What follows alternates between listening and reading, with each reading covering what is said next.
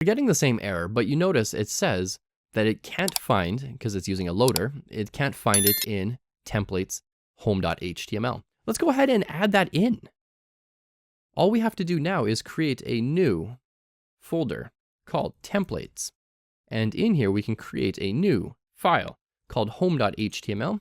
Let's just leave this blank. Nope, I lied. Let's say hello world, and let's make this an H1. So it's going to be HTML enabled.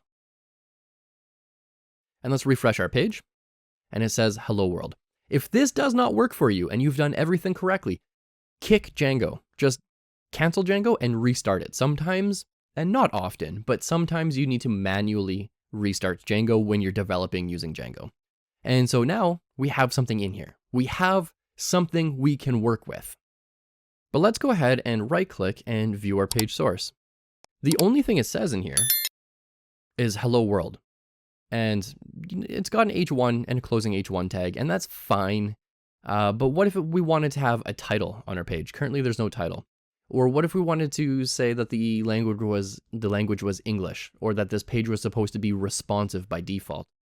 Well, currently what we have to do is HTML:5, hit tab, and it builds this page out for us. And then we could say, hello world, save, refresh our source, and we get all this stuff. But what happens if we have another view? Then we have to copy all this. We have to copy all of that stuff, overwrite the title, overwrite the body, keep everything else the same. And what if we wanted to add a new meta tag to all of our pages in the future?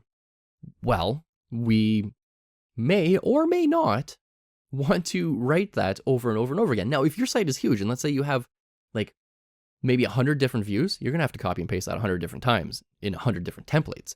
That's painful. That's no way to live your life. There's a better way. And a better way is to use this thing called a base template. So let's go ahead and just undo this. And actually, I'm going to